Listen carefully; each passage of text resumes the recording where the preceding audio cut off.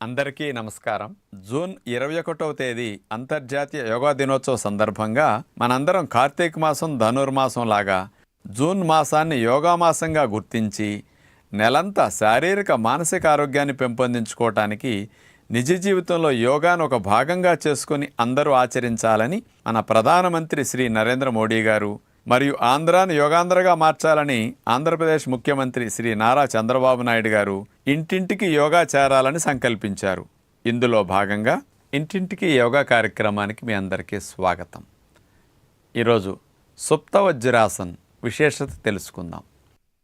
వజ్రాసనంలో వెల్లకిలా సాఫ్గా పడుకుంటే సుప్త వజ్రాసన్ అంటారు.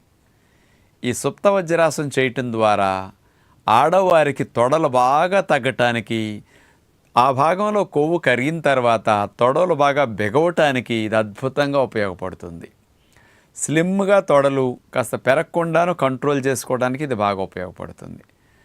అట్లాగే చాలామందికి పెల్విక్ ఫ్లోర్ కూడా బాగా ఫ్రీగా ఉండటం కోసం, మరి సంతాన సంబంధమైన సమస్యలున్న స్త్రీలకు కూడా ఆ భాగానికి ఇది చాలా బాగా ఉపయోగపడుతుంది.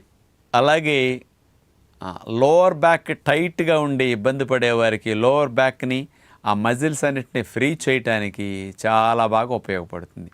సన్నగా ఉన్నవారు, చిన్నపిల్లలు అయితే వాళ్ళు 5 నిమిషాలు పడుకున్నా వాళ్ళకి ఏమనిపించదు, ఫ్లెక్సిబిలిటీ ఎక్కువ ఉంటుంది కాబట్టి.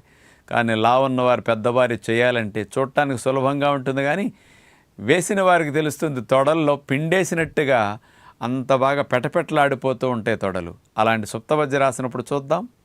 సుప్త వజ్రాసనం చేసే విధానం ఇప్పుడు చూడబోతున్నాం. ముందుగా వజ్రాసనంలో కూర్చోవాలి. కుడికాల్ని మోకాల దగ్గర నుంచి మడిచి సీట్ కిందకి తీసుకెళ్తాం. అలాగే ఎడమ కాల్ని మోకాల దగ్గర నుంచి మడిచి సీట్ కిందకి తీసుకెళ్తాం. ఇలా వజ్రాసనంలో కూర్చున్న తర్వాత ముందుగా కుడి చేతిని ఒక సైడ్కి వంచి మోక చేతి వరకు కుడి చేతిని ఆనిచ్చి వెనక్కి బెండ్ అవ్వాలి.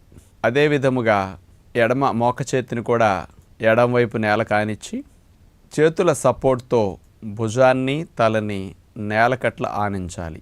సుప్త వజ్రాసనం అంటే ఇలా శరీరాన్ని అంతా కూడా వజ్రాసనంలో పడుకోనే విధంగా చేసి ఉంచాలి.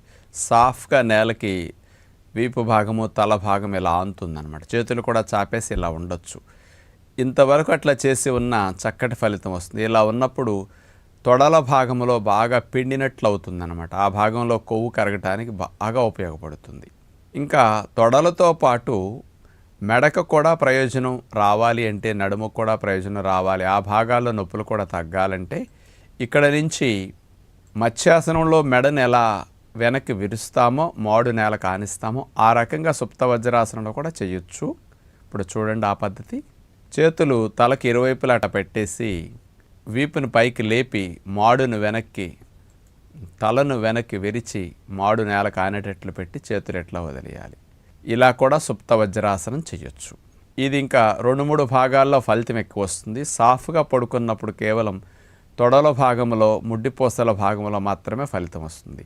స్త్రీలకు తొడలు బాగా తగ్గటానికి ఉపయోగపడే బెస్ట్ ఆసనంగా సుప్త వజ్రాసనం చెప్పొచ్చు. ఇప్పుడు ఇంత తేలిగ్గా ఉంది కదా అనిపిస్తుంది. మీరు వేసి పడుకున్నప్పుడు తెలుస్తుంది తొడల దగ్గర ఎంత నొప్పి ఉంటుందో. పెటపెటలాడిపోతూ ఉంటాయి తొడల భాగంలో. అందుకని తొడలు బాగా తగ్గటానికి, కొవ్వు కరగటానికి, లూజ్ అయిన భాగం, ఆ భాగం తొడల భాగం టైట్ అవటానికి అద్భుతంగా సుప్త వజ్రాసనం ఉపయోగపడుతుంది.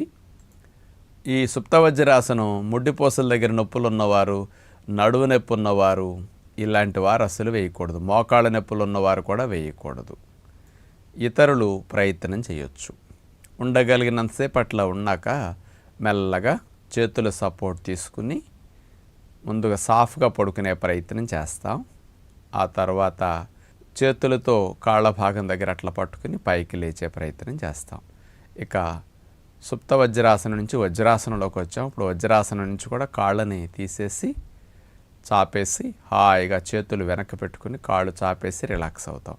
మోకాళ్ళ దగ్గర నుంచి పాదాల వరకు ఆగిన రక్త ప్రసరణ ఇప్పుడు ఫోర్స్ఫుల్గా దిగువకి గేట్లు ఎత్తితే నీళ్లు బాగా వెళ్ళినట్లే అలా వెళ్ళి రక్త ప్రసరణ పాదాలకు బాగా మెరుగవుతుందన్నమాట. తొడల భాగానికి కూడా రక్త ప్రసరణ బాగా మెరుగవుతుంది.